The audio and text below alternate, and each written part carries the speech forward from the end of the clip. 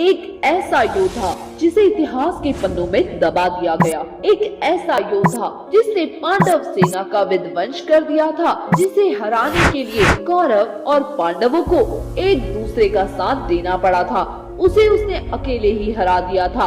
उसने अपने बाणों से भीम को इस तरह घायल किया था कि उसका वध करने के लिए भीम को अर्जुन की शरण में जाना पड़ा। हम आज बात कर रहे हैं कर्ण पुत्र वृषसेन की। महारथी कर्ण को कौन नहीं जानता। इनमें इतना पराक्रम था कि इन्हें देवता भी परास्त नहीं कर सकते थे। कर्ण की तरह ही कर्ण के पुत्र वृषसेन भी महापराक्रमी थे। आज की इस वीडियो में हम वृषसेन के पराक्रम के बारे में जानेंगे। नमस्कार साथियों, पौराणिक फैक्ट्स में आपका स्वागत है। वीडियो को अंत तक जरूर देखें और चैनल को सब्सक्राइब करना मत भूलिएगा। वृषसेन कर्ण के ज्येष्ठ पुत्र थे। अपने पिता कर्ण के साथ कुरुक्षेत्र के 11वें दिन में युद्ध करने उतरे थे। बिना किसी के सहारे उन्होंने पांडव पक्ष के सभी योद्धाओं का सामना किया। युद्ध शुरू होने से पूर्व जब पितामह भीष्म योद्धाओं की सूची बना रहे थे, तब उन्होंने वृषसेन को एक महारथी योद्धा कहा था। जिन योद्धाओं को वृषसेन ने हराया उनमें सबसे पहला नाम पांचाल राज द्रुपद का है, जिन्हें वृषसेन ने बाणों से घायल करके रणभूमि से भागने को मजबूर कर दिया। आपको बता दें, यह वही द्रुपद है जिन्हें कौरव और पांडव एक साथ मिलकर हरा पाए थे, पर वृषसेन ने बहुत ही आसानी से द्रुपद को हरा दिया था। इसके पश्चात वह अपनी शक्ति से पांडव और 100 मुख योद्धाओं का विनाश करने लगे।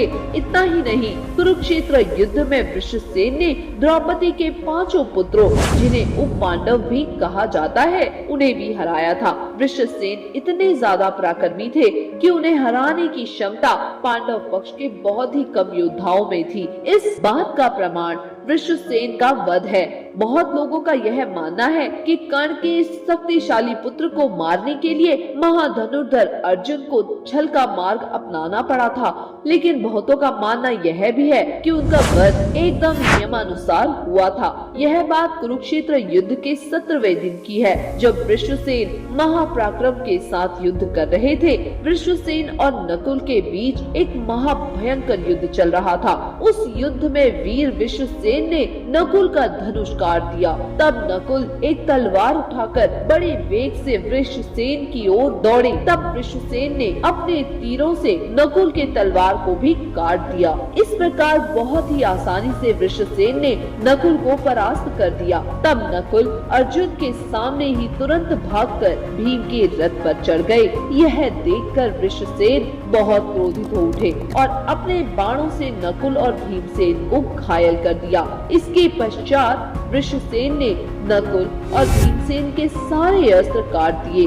वृषसेन के पराक्रम के आगे महाबली भीम भी टिक नहीं पाए। वह अर्जुन के पास मदद के लिए गए। जब भीम ने अर्जुन से कहा, देखो अर्जुन, नकुल वृषसेन के बाणों से बहुत ही घायल हो चुका है। कर्ण का यह पराक्रमी पुत्र हमारी सेना का विध्वंस कर रहा है। तुम उसे जल्द ही मार डालो, नहीं तो वह हमारी सेना का विनाश कर देगा।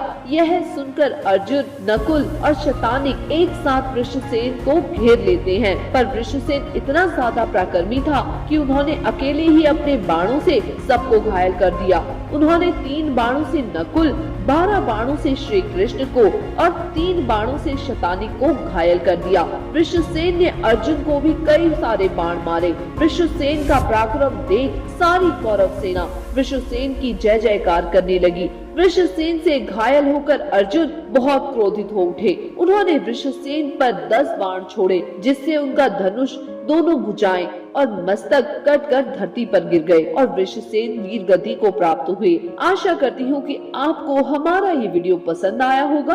अगर वीडियो पसंद आया है तो वीडियो को शेयर करना मत भूलिएगा। धन्यवाद।